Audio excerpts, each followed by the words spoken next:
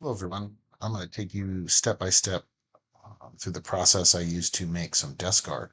It's a U.S. flag desk art piece. Came out really nice.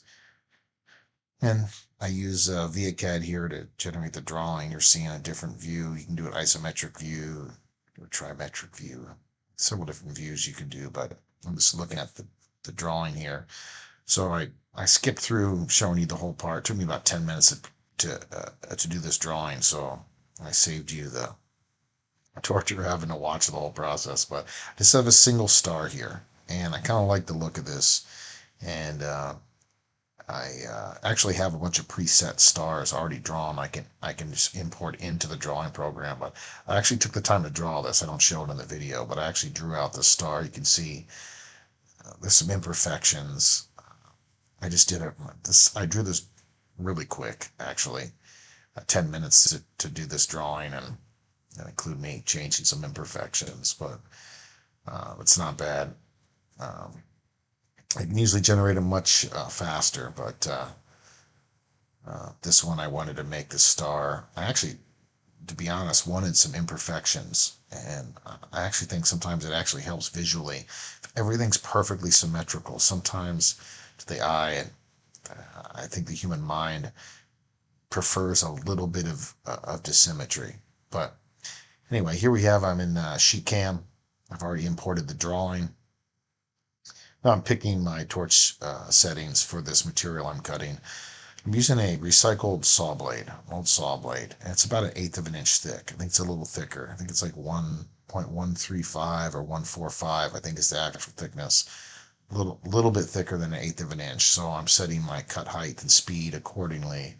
And I already have all that data already set in SheetCam. And SheetCam, there it goes. That's the path right there. That's the tool path. So I'm out on my plasma table here, and I built this plasma table myself, and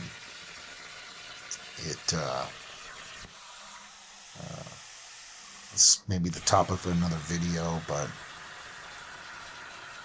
it works really well. Never had a problem with it. It runs almost flawlessly, and you can see this cut path here. You actually look, you can see the the machine comes down, and actually the torch actually touches the piece and touch off, and that's called a torch touch off. It actually sets its height, and before each pierce it actually goes down and references and sets its height. So very, very precise. And there's a torch height control based on voltage I have on this machine too. I usually have it disabled. I usually only run the torch height control if I'm cutting a large part. uh, and you can see I have a water tray here. This water tray, it catches all the dust and smoke and metal particles coming off of the torch.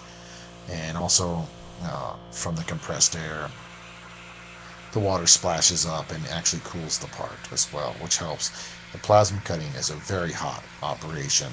Um, I've seen the temps of the steel reach 500-600 degrees in some, without running a water table, just running the plasma torch, and get very hot. So the steel distorts horribly when it heats up.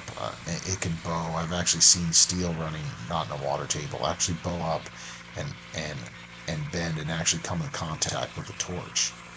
So this water table is really handy. It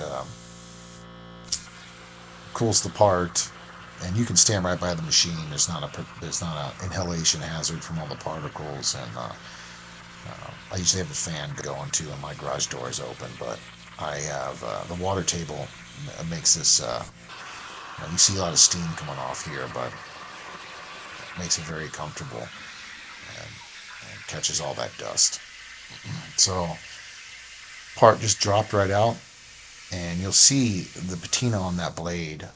You get this. You'll subsequently see it quite a bit better. I got some close-ups here, but once I pull this out, you'll see why I picked this blade. It just has just a beautiful, very uniform, just this nice reddish color.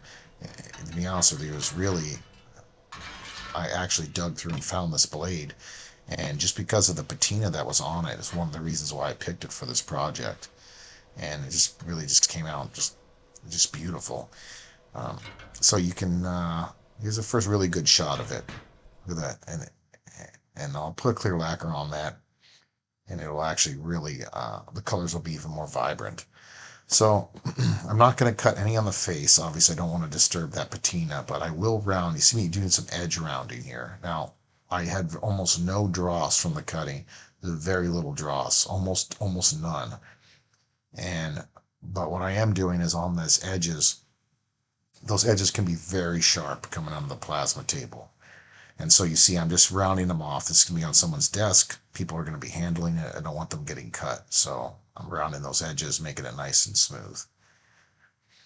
And here you see I'm welding a little kickstand. Obviously, this is some desk art.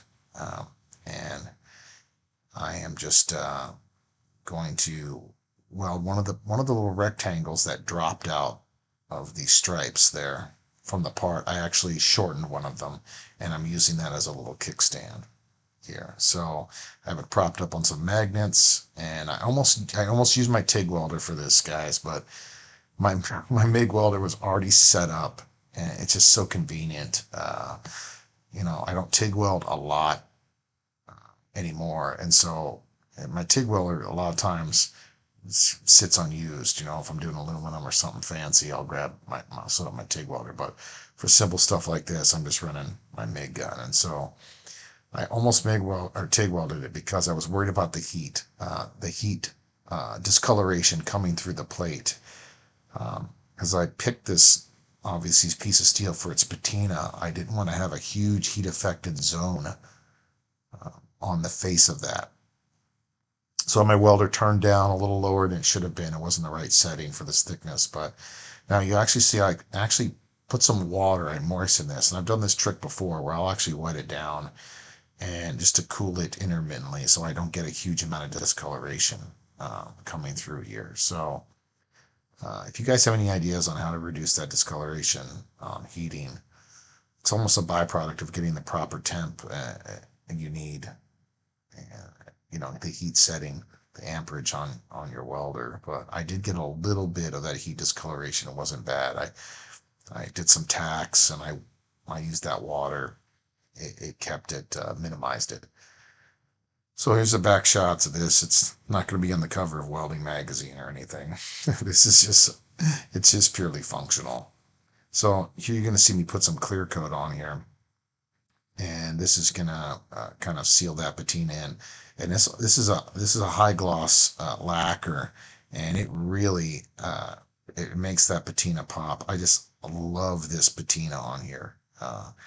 It's just the plate just sat out in the weather for a couple of months. Look at this. It's just like this perfect finish. I just love this patina. So I'll have some shots here. Once it dries, I'll take it out and put it in the sun. You can take a look here, but this patina is just beautiful. A little bit of the base metal is still shiny. It's just a perfect balance, in my opinion. And I just really love this piece. Had a lot of fun making it. Let me know what you guys think. There's other coatings I could have done. Could have painted it. I could have put a heat color finish on it. You guys like this patina? What do you think? Let me know. And I really appreciate you guys watching this video, taking the time. Thank you very much.